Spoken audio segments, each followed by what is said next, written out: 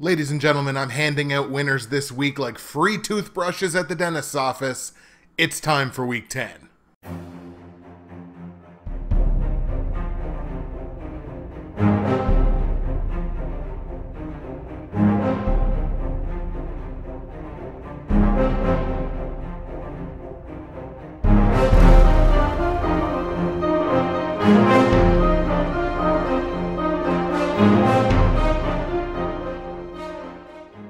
What's happening, everybody? Justin, Bridgewater's finest on YouTube, Blockbuster_guy on Twitter, fueled as always by the incredible folks at NerdTees, and like I said, we're into double digits, ladies and gentlemen. Welcome to week 10 of my weekly NFL football pick show for the 2020 NFL regular season and postseason, getting underway a little later in the day than normal. It's about 2:15 locally here on Tuesday, and that was because I did have to go to the dentist's office today, but we got a clean bill of teeth health. We're at no cavities. That's awesome. Feels just as good as it did when I was like 11 and they told me I had no cavities. It's time to get into week 10. But first, we are on the heels of a relatively successful week 9. Could have done a little better against the spread, of course. Straight up, respectable 9-5 in week 9, 87-45-1 straight up on the season. That's a 65.4% clip, moving ever closer to 70%. And as like Matthew McConaughey says, you always got to have something to chase. That's the number that I'm chasing, 70% straight up.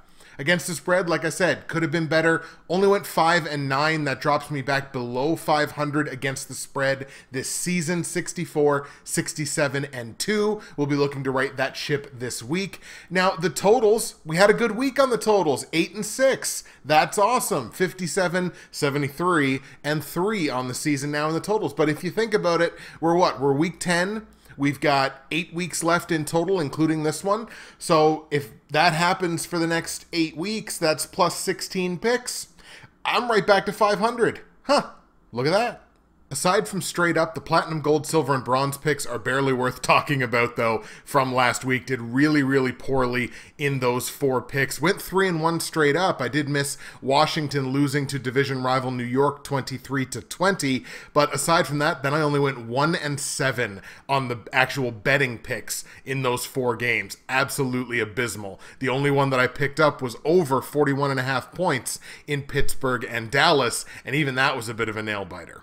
Looking in at both the Bridgewater's finest and Ante & Co. straight up pick'em pools, I'm in a tie for 15th place in the Bridgewater's finest pool out of 38 people making picks, 750 out of 1,053 possible confidence points. That's a clip of 71.2%. If I keep that up over the season, your boy's going to be right there for the championship. 74 of 105 points brought in week 9. That's a 70.4% clip. It was not good enough to win week 9, however. Shout out to Bruin Steele, a longtime viewer of mine, 11-3 in week 9, bringing in 94 of 105 possible confidence points. That's a clip of 89.5%. Definitely good enough for Bruin Steele to win week 9.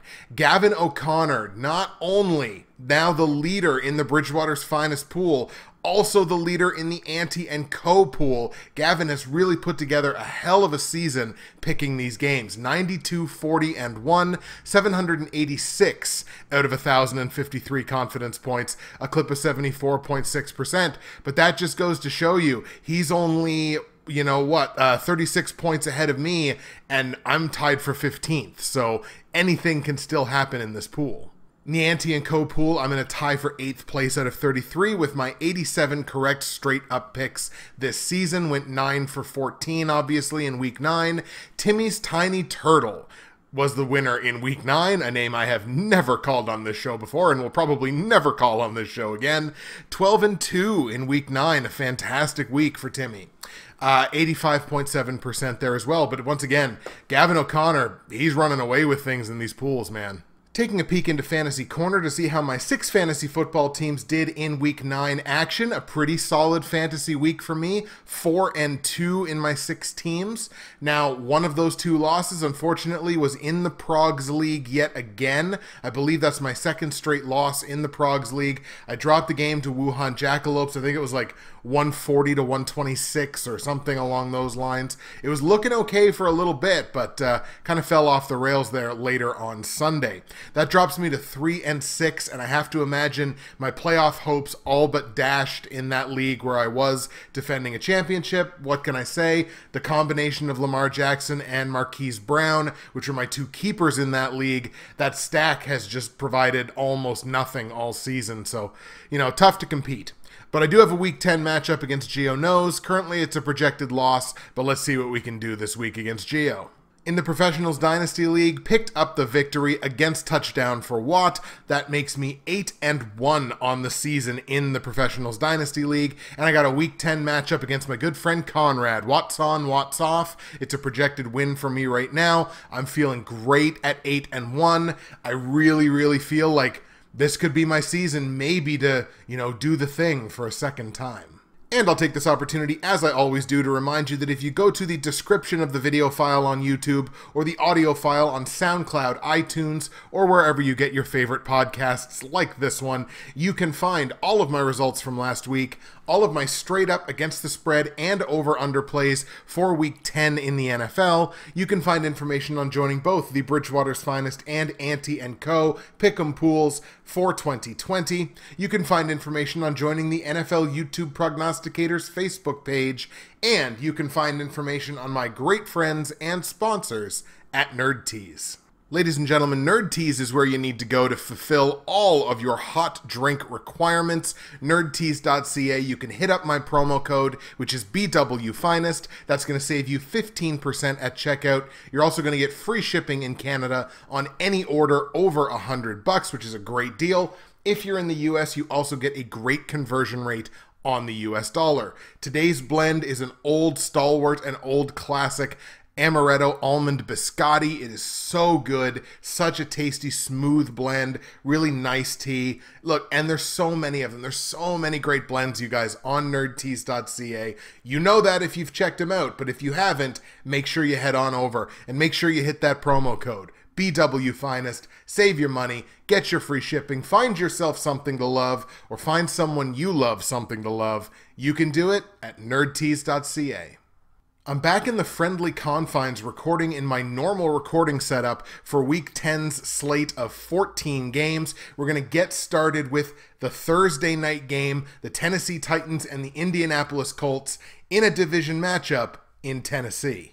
This is the battle for the outright lead in the AFC South. 2 teams going in opposite directions based on their last time on a football field. Tennessee picking up the win. Indianapolis dropping a game last week against Baltimore that I actually took them to win. I didn't think they looked terrible in that game, but look, they ran into what was and still is a phenomenal defense in the Baltimore Ravens. They do not face such a test this week. Look, Titans are 6-2, Colts are 5-3. These offenses are good. Tennessee's is definitely better.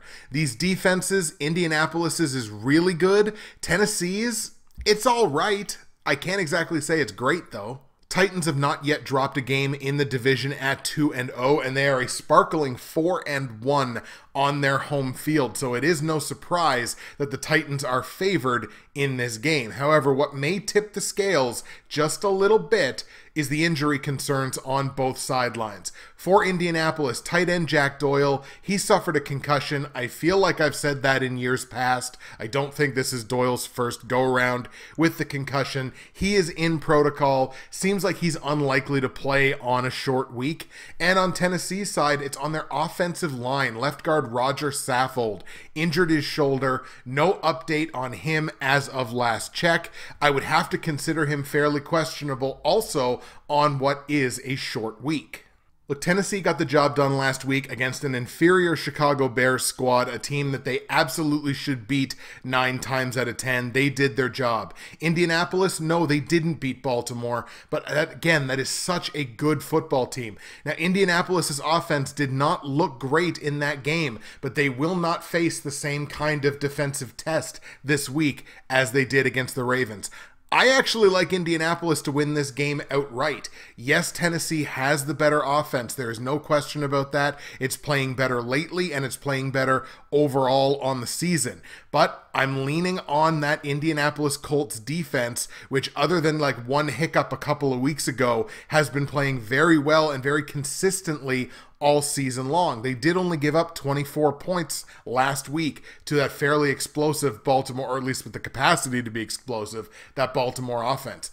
I like the Colts here. I think Tennessee's injury is more significant than Indianapolis's is. I think in general, the Colts are getting healthier. I think this is just a prime division game upset. We're going to go with the Indianapolis Colts on the road in Tennessee. Colts beat the Titans. Now, on the line, obviously, like I said, Tennessee the favorite here at home. They're only a favorite by -2, so in general, this is considered to be a fairly close matchup. I like Indianapolis to win outright, so I'm more than happy to take those 2 points on the Colts. Total in the game set at 48.5 points. This is fairly close. I got this right around like a mid-40. And Tennessee is 5-2-1 on the totals this year. But since I'm taking the Colts to win, I think the Colts win it on the strength of the defense. Let's take an under here. We're going to go under 48.5 points in Indianapolis, Tennessee. Let's go Colts 26, Titans 19. Let's go to Detroit now. Lions taking on the Washington football team. Lions currently sitting at 3-5 on the season, losers of 2 straight games. Washington dropping that aforementioned division matchup last week against the Giants. Now, in general, I think Washington's the better football team here. It's another one of those situations like before. You know, the Lions are the better offense. The football team, the Washington football team, head and shoulders the better defense in this matchup. Now look, this is again an all NFC matchup. Neither one of these teams have sparkled against NFC opponents. They're both 2-4. Washington does continue to look for their long-term answer under center, but they're going to have to do it for the rest of the season without Kyle Allen suffering an ankle injury last week. He's going to be having surgery. I believe he had it already. He is officially done for the season. So it is going to be some combination of Alex Smith and whoever they can find. It's clear the team doesn't believe in Dwayne Haskins, so I guess it's Alex Smith's ship for the rest of the year. I personally think that's a bit of an upgrade. Detroit's offense has scored at least 20 points in their last 4 games, but the defense, especially the last 2 weeks, has looked absolutely brutal, giving up 75 points total over their last 2 games. Washington has struggled to score points, but they've scored at least 20 in back-to-back games, and this defense is smoking lately. They're only giving up an average of 19 points a game in their last 4 contests.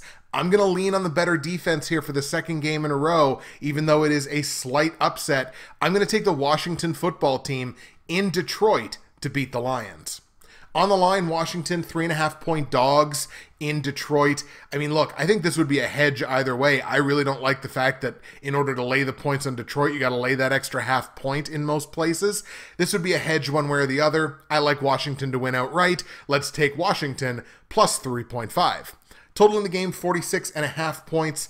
I've only got this barely getting into the 40s. I think this thing stays under as well. Second straight under, we're going to stay under 46.5 points in Washington, Detroit. Let's go football team 21, Lions 20. Let's go to New York now, where the Giants, fresh off that victory last week against the Washington football team, take on the Philadelphia Eagles, who have taken the lead in this division, and don't look now, but they've won 2 straight games and look like they might be starting to get healthy. Both of these teams have 2 wins each inside the division so far this season. As a matter of fact, let's see, 80% of these 2 teams' victories have come against NFC East opponents, so both of them are pretty happy that they're playing a division game this week. But quite frankly, the better offense between these 2 teams belongs to the Philadelphia Eagles. The better defense between these 2 teams belongs to the Philadelphia Eagles. Home field advantage might belong to the New York Giants, but the Eagles are well rested. They're coming off of their bye from last week. They're going to be getting healthier. I wouldn't be shocked to see Miles Sanders come back this week, which is a big upgrade for the Philadelphia Eagles. Hopefully he can stay healthy down the stretch run here. As Philly, despite the fact that they're under 500, I mean, everybody is still in this competition for this division. Genuinely, I think this division comes down to week 17, but not in the way you would normally praise for that, which is like, oh, there's two teams that are playing incredible football and it's going to come right down to the wire. It's like, no, all four of these teams compared to everybody else in the league, pretty much not very good, but it does make for some exciting games down the stretch. If we consider the idea that these defenses are basically similar, although, again, Phillies, I would say statistically slightly better. I'm going to lean on the team that's scoring more points lately. That's the Philadelphia Eagles, at least 22 points in all of their last 4 games. Let's take the Eagles here on the road in New York. Eagles beat the Giants coming off the bye. On the line, this is kind of an interesting one. The Eagles are laying 3 points as a road favorite. Now, I like the Eagles to win, and that's very firmly in small price to pay territory just to lay the full field goal. I am going to do that, but not strictly because it's 3 points or fewer. The Giants as home underdogs this season of less than 7 points, which is what they are right now. So anywhere from like the Giants pick'em to Giants plus 6.5. That's kind of the range that we're looking at here. As the home team, they failed to cover yet this year. They are 0-2 against the spread, despite the fact that against the spread, the Giants are doing fairly well this season. But 0-2 against the spread as a home dog of under a touchdown, that's what they are here. I'm going to lay those 3 points on the Eagles. Let's take Philly -3. Total in the game set at 44.5 points. This is pretty well a perfect total to me. I think this is right where this is supposed to be. Now, the Giants are currently 3-6 to the over so far this year. I think I'm going to lean on that because Philly's kind of middling. We're going to stay under for the 3rd straight game here. Under 44.5 points in Philly, New York. Let's take Eagles 26, Giants 18. Let's go to Carolina now for division matchup number 3. This is only the 4th game we've talked about. Panthers playing host to the Tampa Bay Bucks. Now, the Panthers have been on a crazy bad slide lately, losers of 4 consecutive games. They got Christian McCaffrey back last week, only for him to injure his shoulder very, very late in that game last week. We don't know whether he's playing this week or whether he, this is one of those weird things with the rules this year that, like, he's already been on IR once.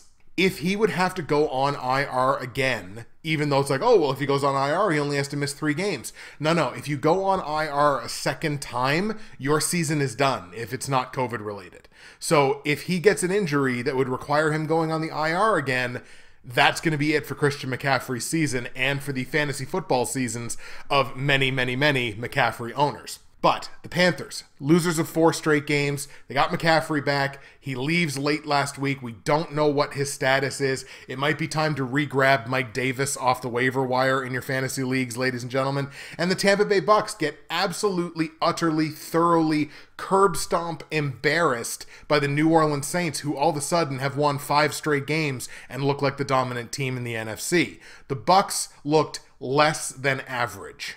That being said, that's been the only blip on the radar so far for the Tampa Bay Bucks, certainly in recent memory. I mean, they were coming off of a streak where they'd scored at least 25 points in their last 4 games. They're still scoring 28 on average over their last 4, including last week where they scored 3. The defense has been playing very well with the exception of last week. Just nothing was going right for them against the Saints last week. I'm willing to take that as a burn the tape. One of those situations where, like, look, we just stunk. We just got spanked. And sometimes it happens. It's the NFL. Stuff happens. So I'm willing to look at that as the one blip on the radar. And it's very difficult for me to overlook the multiple blips on the radar. It feels like the Carolina Panthers are about to fly into the ocean or fly into the hillside or whatever. Feels like this plane is going down, especially if Christian McCaffrey is going to be done for the rest of the season or even has to miss even another game or 2. Feels like that's going to be dunzos for the Carolina Panthers. I like Tampa Bay here. I think Tampa gets back on the right side of things. 4th straight road team we're taking, but let's take the Tampa Bay Bucks in Carolina to beat the Panthers. Now on the line, the Panthers are 4.5-point dogs. I'm actually going to take those points. This is a hedge, full-fledged. I liked this number a little bit more. Like earlier today, I think this number was as high as 6. So, I mean, I liked it a lot more there. I'm still going to take the plus 4.5. Carolina as an underdog, 5-2 against the spread this season. Let's lean on that good record. Close division matchup. Maybe Carolina sneaks up and surprises them. We're just going to take those 4.5 points. Try not to think too much about it. Carolina plus 4.5. Total in the game set at 50.5 points. This is another absolutely perfect number that I really don't have much of a lean one way or the other. I'm going to stick under on it because of the possibility that we have no Christian McCaffrey. So until I know that for sure, I think I got to play it safe and stick under a number that begins with 5. So we're going to go under 50.5 points in Tampa Bay, Carolina. Let's go Bucks 26, Panthers 23. Raiders and Broncos are up next. Battle of 5-3 versus 3-5 in the AFC West. Two teams who you can say their defenses just basically undo all the good things that their offenses do. And in the Raiders' case, that's more difficult because their offense is significantly better. Raiders have won 2 straight games and 3 of the last 5, trying to stake their claim to a playoff spot here kind of midway through the NFL season. Again, Broncos 3-5. They dropped their game last week. The offense did some good things. Like Drew Lock had himself a heck of a game last week. Just wasn't quite enough for the Broncos to get that win, which would have moved them to 4-4. Would have been a nice feather in their cap 8 games in. Raiders have won both of their division games so far this year, but are only 1-2 in that nice new home building. They're certainly going to be looking to even that record up this week, with the Broncos entering on the tail end of back-to-back road games. With the exception of a really solid performance 2 weeks ago, the Raiders have given up at least 26 points in all of their previous 4 games. And look, Denver, things not looking great for them either, with the exception of only giving up 12 points 4 games ago. They've given up at least 30 in 3 straight. While I don't think there's a massive amount of difference between these two teams, I'm going to lean on the Raiders in terms of them playing better lately. I got to see that Broncos defense shore themselves back up, certainly play better than they're playing lately. Let's take the Raiders at home to beat Denver. For the second straight game, however, I am going to be hedging my bets here against the spread. The Raiders are 5-point favorites at home, and I just think that's too much for a team that's under 500 in their own building. This is a division matchup. I think this game is going to be close. I simply think the Raiders are going to win it, kind of like they did last week. So the 5 points, it's too much for me. I'm going to hedge my bets, take the Broncos plus 5 in a game they could very well win outright. Total in the game set at 52 points. I've got this game capped at a mid-50. I think it leans over, but it's not going to be by a ton. We're going to go over 52 points in Vegas, Denver. Let's go Raiders 28, Broncos 27. 1-point victory for the Raiders. Let's go to Miami now, where the very surprising Miami Dolphins are going to play host to the very surprising Los Angeles Chargers, but not really in the same way. Chargers now sitting all alone in the basement of the AFC West, losers of 2 consecutive games, only 1-4 in their last 5. Now they are 2-3 against AFC opponents, so at least that's something. The Chargers continue, whether it's Phillip Rivers or not, to find new and incredible ways to lose football games.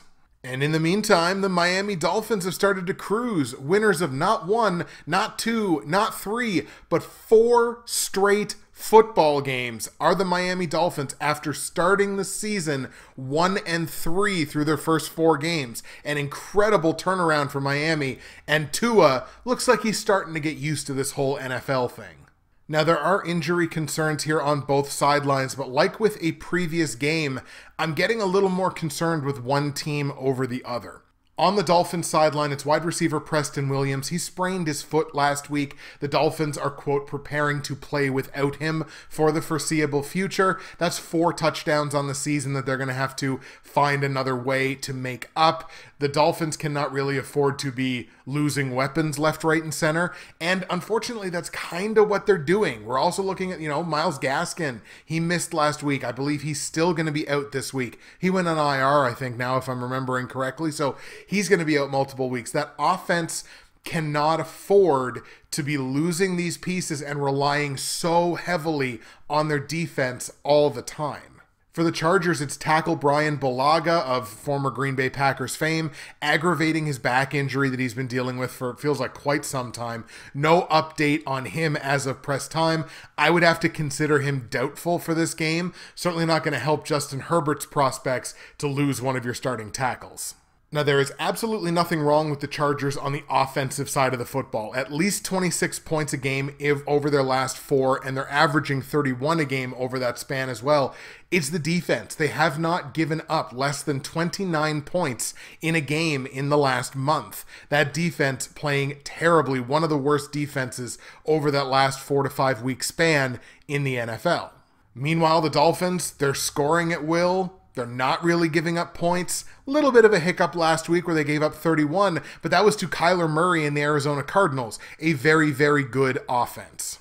Thing of it is, they're playing another very, very good offense this week. Justin Herbert has done some excellent things under center for the LA Chargers. We know the Chargers can score points. If this becomes a track meet, it worries me that Miami is now like hemorrhaging weapons on their offensive side. This will just be Tua's, second career start? Third career start? This is not the position you want to put your young quarterback in. I actually like the Chargers in the upset here. They're on the road in Miami. Miami is the favorite against the spread. I like the Chargers here. I think they're better put together. I think they have better weapons on offense. And in a track meet, I'm going to take the better offense. Let's take the Chargers on the road in Miami. Plus, Dolphins in a 5-game win streak, that just seems very 2020, but I just don't think it's going to happen. So we're going to take the Chargers here on the road in Miami to beat the Dolphins. On the line, Miami, 2.5-point favorites, like I mentioned, but I like the Chargers to win outright. I'm concerned about those injuries in Miami. Let's take the Chargers plus 2.5. Total in the game set at 48 points is the total here. This is pretty well another perfect total. I think this was right on the money. But if we're going with the track meet storyline, let's go with the track meet storyline and go over 48 points in Miami, Los Angeles. Let's take Chargers 28, Dolphins 21. Let's go to Arizona now, where the aforementioned very good offense of the Arizona Cardinals are going to play host to another very good offense, Josh Allen and the Buffalo Bills, who came up with a huge win last week. Bills extending their lead in the AFC East, or I suppose maintaining their lead in the AFC East. They're looking in the rearview mirror there, man, seeing the Miami Dolphins doing some things, but Buffalo sitting at 7-2, winners of 3 straight games. Cardinals sitting at 5-3 in the NFC West, and luckily they did not lose any ground based on their loss last week, as the Seahawks lost to the Buffalo Bills. Bills have been winners of both of their interconference games so far this season. They're 2-0 against NFC opponents, which I think will certainly loom large in their corner in this game. However, it is absolutely indisputable that the Arizona Cardinals are one of, if not the best offense over the last month or so in the NFL, averaging 34 points per game over their last 4 outings, and they haven't scored fewer than 30 in a game. I'd be lying if I said there wasn't slight concern for the Cardinals on the defensive side. They've allowed exactly 34 points against in back-to-back games now, which is kind of throwing a bit of a shadow over how well their defense had been playing up to that point. I genuinely think here that the Buffalo Bills are the better football team. It's very, very close. These are 2 excellent teams, 2 excellent quarterbacks, lots of weapons on both sides. I would say Arizona's probably got the better weapons, but man, for some reason, I'm feeling the Buffalo Bills here. We are going to take the Buffalo Bills on the road in Arizona. Call it a gut call if you must. Josh Allen beats Kyler Murray. Buffalo beats Arizona. On the line, Arizona, 2-point favorite at home. Line makes perfect sense to me. I like the Bills to win the game outright, so we're going to grab those 2 points on Buffalo. Total in the game set at 56 points. Now, I capped this at a high 50, so kind of in this area. The Bills are 6-2-1 this season to the over, so since I like them to win, let's go with that. Let's go over 56 points in Buffalo, Arizona. Let's go Bills 30, Cards 28. Let's go to Los Angeles now for, you guessed it, another division matchup. Rams taking on the Seahawks. Rams entering off the bye. Seahawks tail end of back-to-back road games, coming off a loss. Still feels like anybody's game in the NFC West, although it's a division that features 4 very good football teams. Still feels like it's anybody's game. 6-2 the Seahawks lead the division at. Rams right behind them at 5-3, same record as the Cardinals, and even the 49ers are at 4-5, and that's after losing 2 straight games. Rams have yet to win a division game inside the NFC West. Seahawks are 1-1. These two teams have combined 9-2 against all NFC opponents. Seattle, much like a couple of other teams that we've talked about so far, have had absolutely no trouble scoring points over the last month or so, at least 34 points a game over their last 3, and averaging 33 points a game over their last 4. The problem is the defense can't stop anybody. They've allowed at least 26 points in 4 straight games. That includes games of 37 and 44 just last week. Meanwhile, the Rams kind of running hot and cold on the offensive side, but defensively they have shown more often than not, only allowing 18 points a game over their last 4, including 2 outings of only 10 points against. I think you can easily make the argument that the Rams are the best defense inside this division. Cardinals are relatively close, statistically speaking, but the Rams are definitely the best defense in this division. And the Seahawks have shown that not only are they the worst defense in this division, they might not be able to stop anybody with a pulse on offense. And while the Rams, I'd say, probably have the worst offense in this division, their offense still has a pulse. Rams are going to be well rested. Rams are going to be playing at home. I like the Rams to win this game. Let's take Los Angeles in their home building to beat the Seahawks. Now, on the line, the Rams are laying 2 points as a home favorite. That line makes perfect sense to me. I like them to win. It's a small price to pay. Let's lay those 2 points on the Rams. Total in the game set at 55.5 points. Now, I personally capped this at a high 50, despite the fact that the Rams are only 2-6 to the over this season. I think we're going to stick with that. I think Seattle is going to force the LA Rams to play better on the offensive side of the ball. This number may not fly over, but I think it gets there. Let's go over 55.5 points in Seattle, Los Angeles. Let's go Rams 36, Seahawks 23. Let's go to New Orleans now, where the New Orleans Saints are going to play host to the San Francisco 49ers. Now, the Niners enter this game on the long week, having played last Thursday night. The Saints, like we mentioned before, all of a sudden have turned into NFC world beaters, winners of 5 consecutive games. Due in no small part to some wild lack of luck with injuries, the 49ers have become a very average football team in a hurry. Only 25 points on average over their last 4 games. The defense allowing 23 on average per game, but their last 2 games they've allowed 34 and 37. The Niners kind of leaking on defense at the absolute wrong time. Meanwhile, like I mentioned, Saints are just on a roll, man. They got Michael Thomas back. They put up 38 points and absolutely curb-stomped one of genuinely the best football teams in the league in the Tampa Bay Buccaneers. Saints averaging 30 points a game over their last 4 and only giving up 19. Their defense is starting to turn it on and put on a string of good performances. Look, this is the Saints game all day long. They are huge favorites in this game at home. I certainly like New Orleans to pick up the win over San Francisco, despite the fact that they're on the long week. Hopefully the Niners can start getting healthy while they might still have a chance to grab one of those playoff spots. Like I mentioned, the Niners huge underdogs in this game, Saints huge favorites at home. They're laying 9 points as the home favorite right now. Ladies and gentlemen, that's too many points for me. The San Francisco 49ers are not a bad football team, especially because, like I say, the drop-off from Jimmy Garoppolo to Nick Mullins, I still don't think is that crazy. Garoppolo's a better quarterback, but Mullins is certainly usable. Like, he's an NFL quarterback. He belongs there. And there are still pieces on this 49ers team that can keep this game relatively close. In addition to that, the Saints, as home favorites of more than a touchdown, are 0-2 against the spread. They have not covered against the spread as a big home favorite this year. I think that streak continues. Give me the 9 points on the Niners. Total in the game set at 50 points. This is pretty well another perfect total for me, but I'm going to lean over on it as the two teams are a combined 12-5 to the over this season. So let's go over 50 points in San Francisco, New Orleans. Let's go Saints 27, Niners 24. Let's see a good football game here.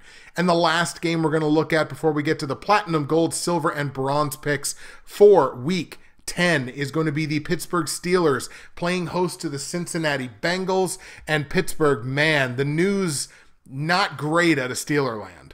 And I know people are immediately going to be like, Justin, how can you say that? They're the only undefeated team in football. Yes, you are correct. They are currently the only undefeated team left in football whose starting quarterback just suffered a double knee injury and who has at least 5 players now, including said starting quarterback, on the COVID list. But look, let's do our due diligence here. Steelers are 8-0. Their offense is really good, almost 30 points a game. Their defense is just like 20 points a game. Their defense is playing great. Obviously, haven't lost at home, haven't lost on the road, haven't lost at all this season. And Cincinnati, they are in the basement of this AFC North division. Just 2-5-1, even though they did pick up the win last week. They are 0-3 in this division, have not beaten a division opponent as of yet. They also do not have a win yet this season away from home. The Bengals do have the benefit of coming into this game fresh off of their bye week. And again, you're looking at a situation where Roethlisberger probably is not going to play. Everything about this game hinges on who is under center for the Pittsburgh Steelers. Division game, two teams that know each other very well. Joe Burrow still looking for his first win inside this division. And if he has an opportunity to play a Steelers team that is quarterbacked by Mason Rudolph, the possibility sits there that we could see a big upset. Now, Pittsburgh was much larger favorites when I left to go to the dentist office this morning than they were when I came back, because the announcement came out that Big Ben and 4 other people were joining Vance McDonald on the COVID list. And look, that doesn't mean they have COVID, obviously, but what it does mean is they cannot practice in person until at least Saturday. And again, considering the fact that Big Ben's got those knee injuries, look, Big Ben is arguably the toughest football player alive, certainly the toughest quarterback alive.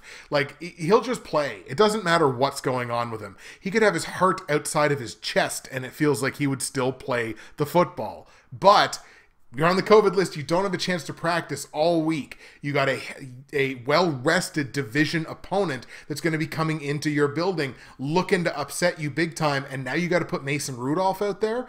It's not a good look for the Steelers. Mason Rudolph, that experiment, we had that. We saw that last year. The experiment was not great. In saying all that, the Steelers' defense is good enough to win this football game on their own.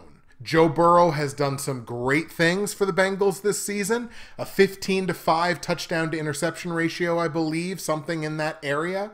So he's done very good. I just don't think, not against this defense. I just don't think it happens against this defense. Not to mention, Joe Burrow's Bengals have a pretty porous defense on their own side, giving up at least 27 points in 3 of their last 4 games. So we're going to go ahead and grab the Steelers here. They're the better team top to bottom, even if Mason Rudolph is starting at quarterback. We're going to take the Steelers at home to beat Cincinnati.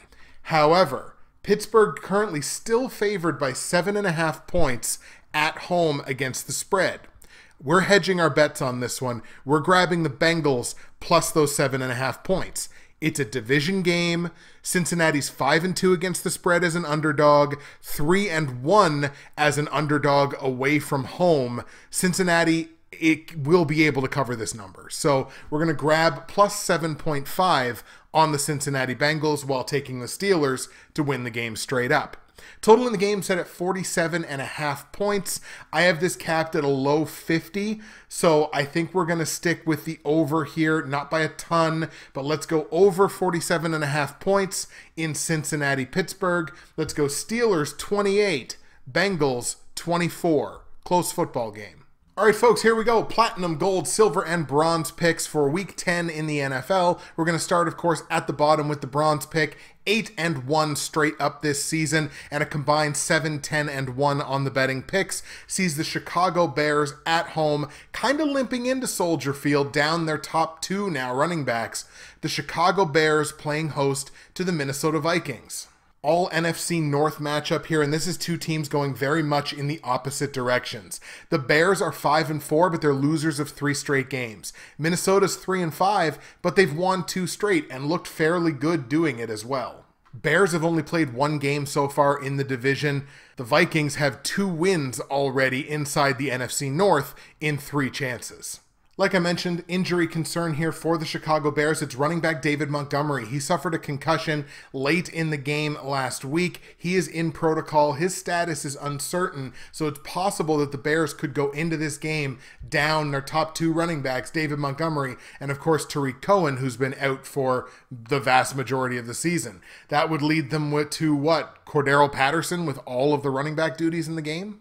Look, the Bears' offense is almost impotent at the best of times. I mean, the quarterback play has not been there. The run game has not been there all season long. You've heard me talk about it up and down. That defense is good, but they've given up 24 points in each of their last 3 games. At least 24 points, I should say. You take a look down at the Minnesota Vikings. Yeah, their defense is not as good as Chicago statistically, but the offense is significantly better. The Vikings scoring 28 points a game over their last 4. They've scored no fewer than 23, just put up a 34 spot last week. The long and short of this is Dalvin Cook is going to run all over the Chicago Bears this week. Give me the Vikings in Chicago. On the line, Chicago's a 2.5-point dog at home. I like Minnesota to win. It's a fairly small price to pay, so let's lay the 2.5 points on Minnesota on the road in Chicago. Total in the game set at 45 points. I've got this capped at a high 40, and Minnesota is 6-2 to the over this season, so let's go with that. We're going to go over 45 points in Minnesota, Chicago. So we're going to go Vikings straight up. We're going to hammer the Vikings minus 2.5 against the spread in a game that goes over 45 points. That is my bronze pick. Let's go Vikings 26, Bears 23. My silver pick, where I'm also 8-1 straight up and 9-8-1 on the betting picks so far this season, sees the Cleveland Browns coming into the game off of their bye with the return or impending return of Nick Chubb in the backfield, taking on a Houston Texans team on the tail end of back-to-back road games. So obviously incredibly well rested versus not necessarily the best rested. I mean, look, if you got to play 2 straight road games, you're traveling a lot. You know, the road rash, the fatigue can certainly set in on you. Houston got back onto the happy side of things last week. That was just their 2nd win in their last 5 games, and in fact, only their 2nd win on the season so far. Cleveland sits at 5-3 on the year. They were losers last time out, and they're only an even money 3-3 against AFC opponents. So this is certainly no layup. I would say overall the Browns' offense is marginally better than Houston's. The Browns' defense is marginally better than Houston's. Although I will say lately, in the last month or so, Houston's offense definitely scoring at a better rate than Cleveland's is. You got to remember, Cleveland's missing their top running back. So I mean, Houston is scoring 28 points a game over their last 4 games. Defense is giving up 29. Not a good look. And I mean, even though the Browns are only marginally better than that, look, they only gave up 16 points to a very good, I believe it was, Raiders squad. I think it was the Raiders they lost to 16-6, but they only gave up 16 points in that game. I'm willing to look past the fact that they've only scored a touchdown or fewer in 2 of their last 3 games, because the other 2 games over their last 4, they've scored at least 30. So this is such a hot and cold football team. I don't think you can accurately measure how important it is to the Browns offense that Nick Chubb is back. Genuinely. Nick Chubb completely changes the way that offense is going to play. And if he comes back hungry and 100% healthy, look out. The Browns could legitimately go on a run here. And this is a very porous Texans defense that they should be able to throw a few clean shots on. I think Cleveland comes away with the win here. Let's take the Browns at home to beat Houston. On the line, Cleveland's only laying 3 points as the home favorite here. Houston has failed to cover against the spread all year as an underdog. They're 0-5, so I'm just going to lay those 3 points and not think too much about it. Cleveland -3. Total in the game set at 53 points. I've got this at a mid to high 50. I think both teams score their points here, but we are going to take over 53 points in Houston, Cleveland. Browns straight up, we're going to hammer the Browns -3 against the spread in a game that goes over 53 points. That is the silver pick. Browns 34, Texans 23. My gold pick, where I'm 7-2 straight up and 6-12 on the betting picks. So let's try to fix that if we can. The New England Patriots at home on the short week, playing host to a Baltimore Ravens team, not only on the tail end of back-to-back road games, but also dealing with an injury.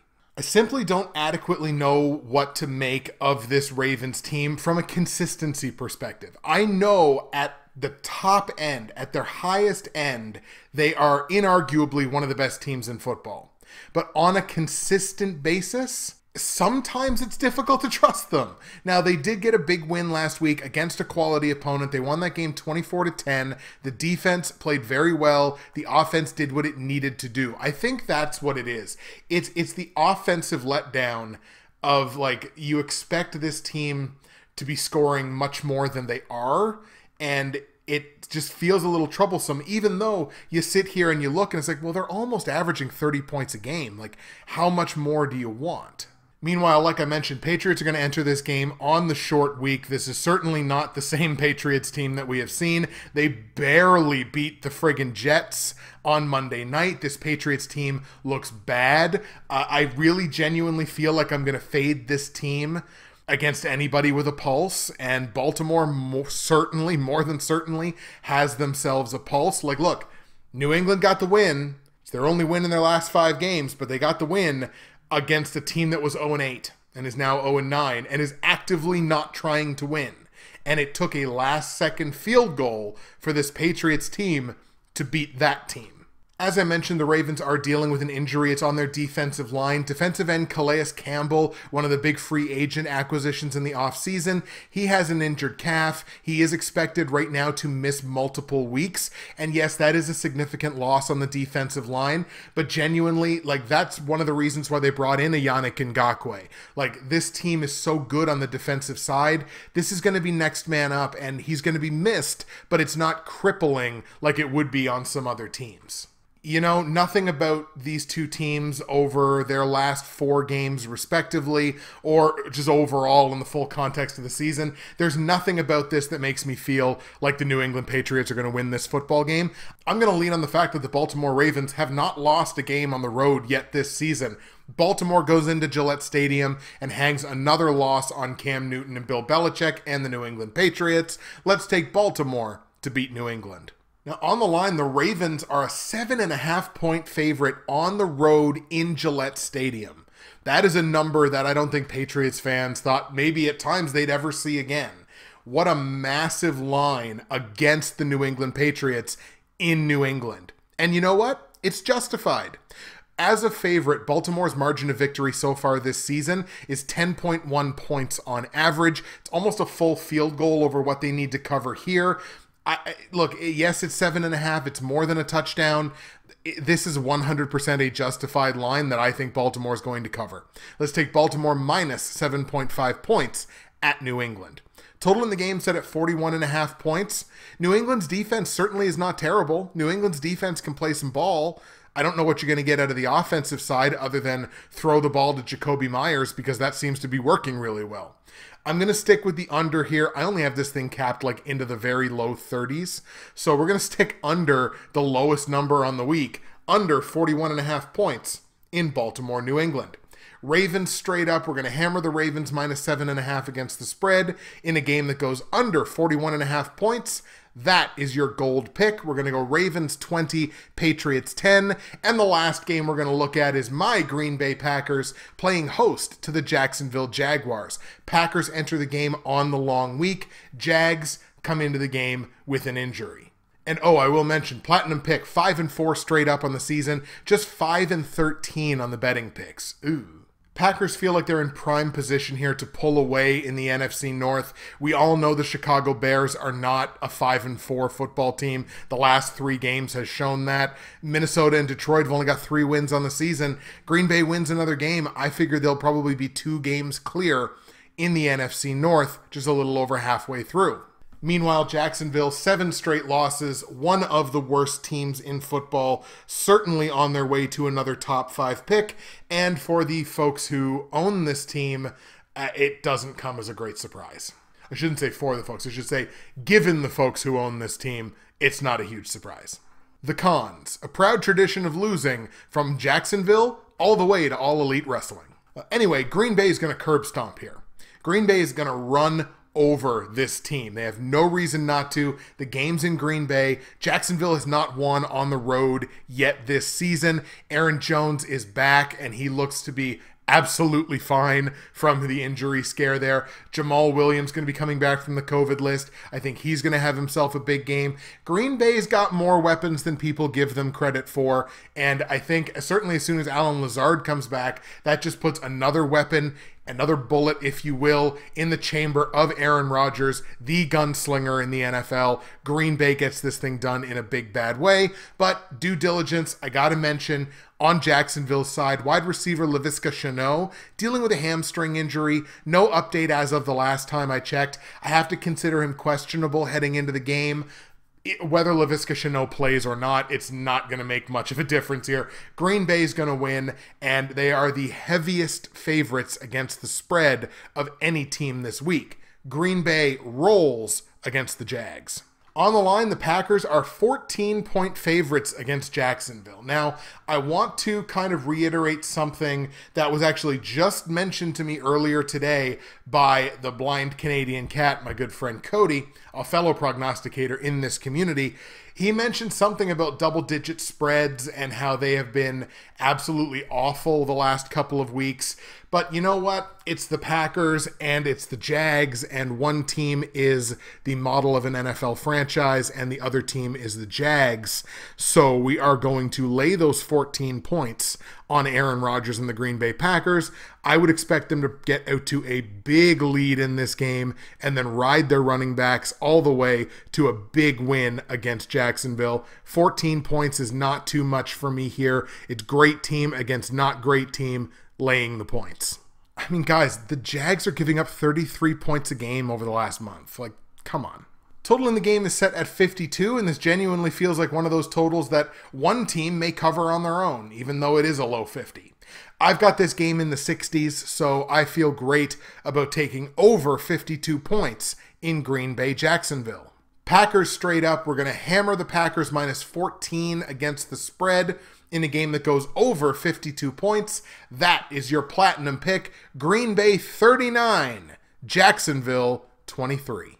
There you go, folks. The Week 10 picks are in the books. Sorry that they're a little bit later than usual, but it is time now for the patented comment of the week. For the comment of the week, I can't help but give it to the blind Canadian cat for the exact comment that I just referenced in talking about that line for Green Bay. The blind Canadian cat's comment from the Week 9 video was this: funny how we trashed Vegas when it gave Kansas City minus 19.5 against the Jets a few weeks back, and they covered that easily. But since then, double-digit spreads haven't been covered, really. Tampa didn't cover minus 13 against the Giants. Pittsburgh couldn't cover minus 14 against the Cowboys this week. Hell, KC didn't even cover minus 10 against the Panthers. And the Pats were at one point double-digit favorites against the Jets. It's weird, ain't it? It's like Vegas knows. Keep your eyes peeled. In the words of Among Us, seems sus. Folks, if you haven't played Among Us, play Among Us. And yours is the comment of the week, the blind Canadian cat, from the Week 9 episode.